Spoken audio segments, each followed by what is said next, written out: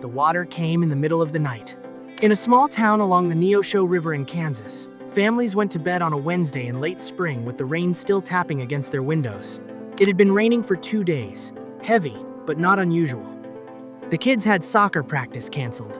The gutters were overflowing, but the river was still in its banks when people turned off their lights. Nothing looked wrong. Nothing felt urgent. The National Weather Service had issued a flood watch, but watches come and go. Most people slept right through it. By 3 in the morning, the river had jumped its banks and was pouring through streets that had been dry for decades. By dawn, 14 people were dead. Some drowned in their cars trying to escape on roads that had already gone under. Some drowned in their own homes, trapped in bedrooms with no way out. Some simply waited too long, convinced that the water would stop rising before it reached them. And here is what no one wants to say out loud. Most of those people had every chance to survive. They had cars, they had phones, they had hours of warning, they had neighbors who left. But they made decisions, one after another, that put them in the path of the water instead of away from it. This is the truth about flood deaths in the United States. They are not random, they are not just bad luck. In almost every case, someone made a choice that seemed safe at the time. A choice based on a map, a memory, a glance at the water, a belief that things would be fine because they had always been fine before. Floods kill more people in the United States than tornadoes, more than hurricanes, more than lightning, and the majority of those deaths happen not because people lacked equipment or money or strength. They happened because people trusted the wrong signals. They trusted labels, they trusted their eyes, they trusted the past, and they waited too long to act. This video is about the 6 mistakes that get people killed in flood zones across America. Not the obvious ones, the quiet ones, the reasonable ones. The ones that feel safe right up until the moment they become fatal.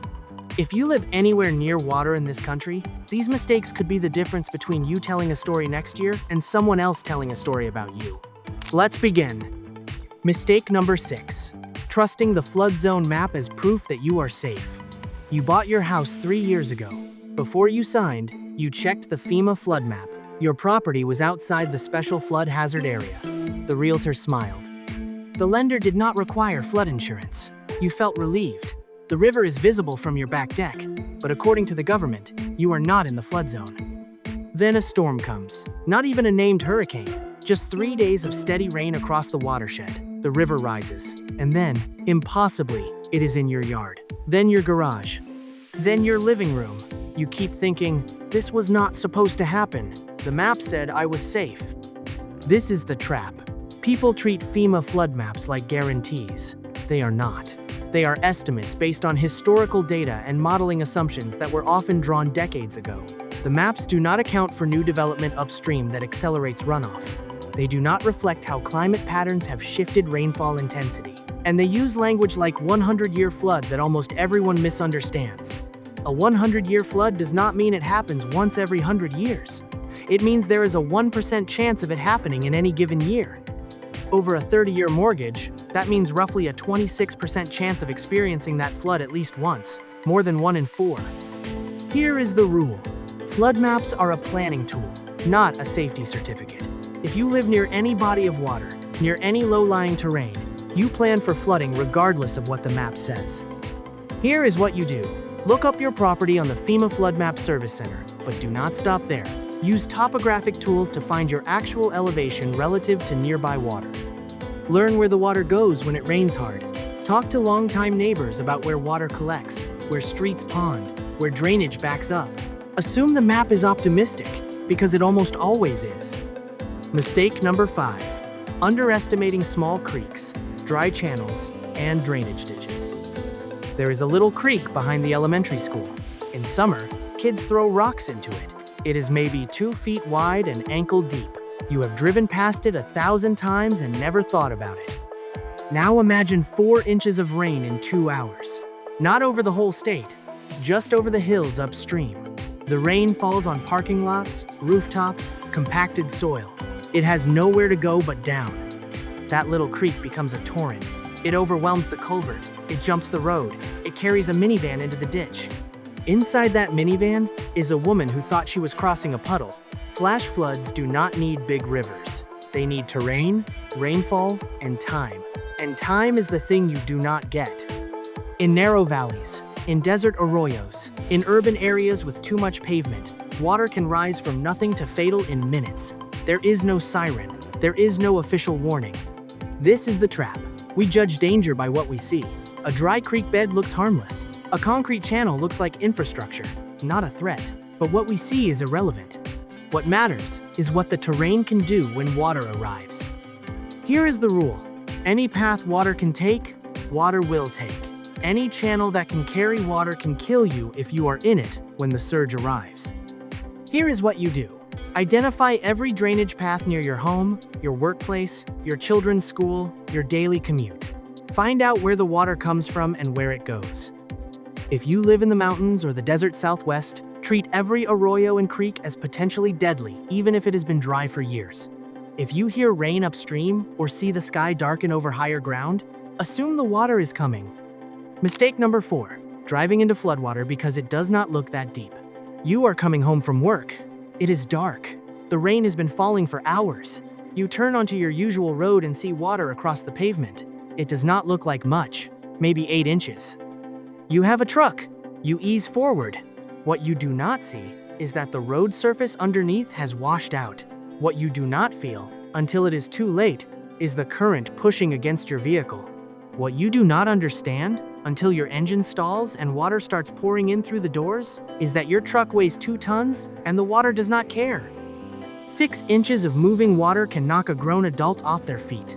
12 inches can carry away a small car. 2 feet can sweep away a full-size SUV. This is physics. And once your vehicle is floating, you do not control it. Half of all flood deaths in the United States happen in vehicles, not because drivers are reckless, because they made a single misjudgment. They looked at the water, estimated the depth, and guessed wrong. This is the trap. Water hides everything. It hides depth, it hides current, it hides holes in the road, debris, downed power lines. You cannot see what is underneath, and by the time you find out, you are already trapped. Here is the rule. Never drive through water that is covering the road.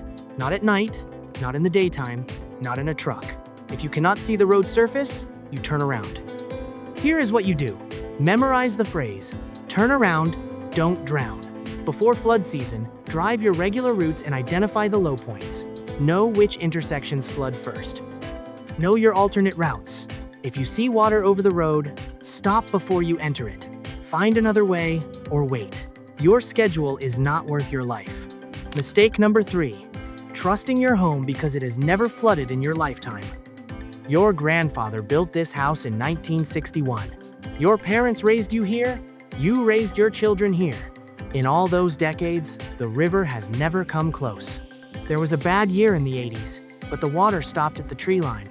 You know this house. You know what it can handle. Except you do not. You know what it has handled so far. That is not the same thing. The watershed upstream has changed since 1961. There are shopping centers now where there used to be farms. There are subdivisions on land that used to absorb rainfall. Every new parking lot, every new roof, every new road pushes more water downstream faster. The river does not know about your grandfather. It only knows volume and gravity. This is the trap. Human memory is short. Flood memory is even shorter. We trust what we have seen, and we discount what we have not. But rivers do not operate on human timescales. Here is the rule. What has happened is not a limit on what can happen. Your past experience tells you about the past. It tells you nothing reliable about the future. Here is what you do. Research the actual flood history of your area, not just your memory of it. Look at USGS records, historical high water marks on bridges. Find out what has changed upstream. New development, altered drainage, removed wetlands. Ask your county floodplain manager whether your house could flood, not whether it has. Mistake number 2, waiting for an official evacuation order before you leave. The river is rising. The gauge is climbing. You check your phone.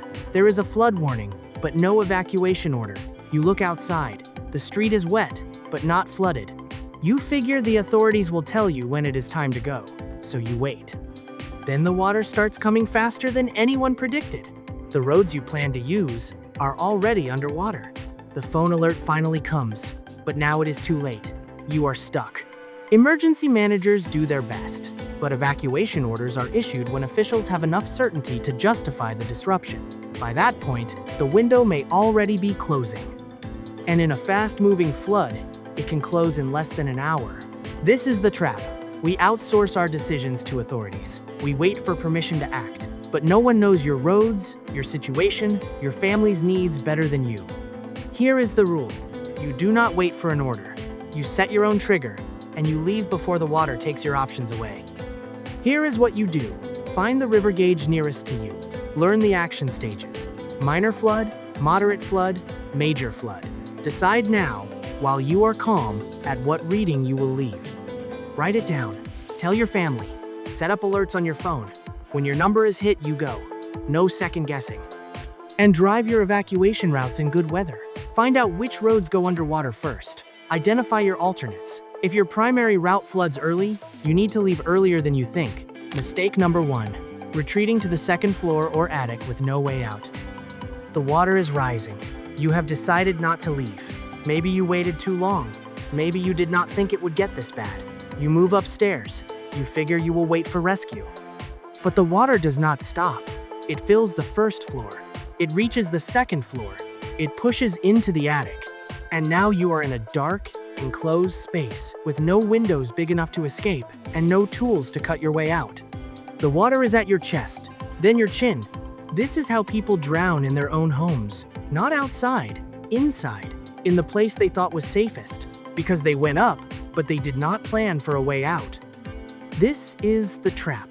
Vertical evacuation feels like safety. You are above the water, but if the water keeps rising and you have no exit, you are not safe. You are trapped. Here is the rule. If you are going up, you must be able to get out. Vertical evacuation is only safe if it ends on a roof or another space where rescue is possible. Here is what you do. Walk through your home right now. If water filled the first floor, where would you go?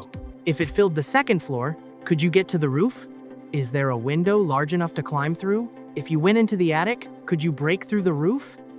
If you live in a single-story home in a flood-prone area, have an axe or heavy pry bar stored in the highest accessible space. Know which section of roof would be easiest to break through. And know this, retreating upward is a last resort. If there is any chance to leave before the water traps you, take it.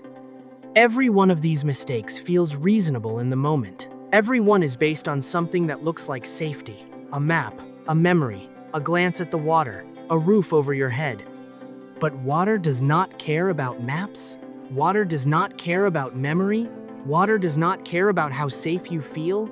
Here is what I want you to do after this video. First, look up your property on the FEMA flood map, but also check your actual elevation. Walk your neighborhood and find the low spots. Second, identify every drainage channel near your daily routes. Treat them as threats, not features.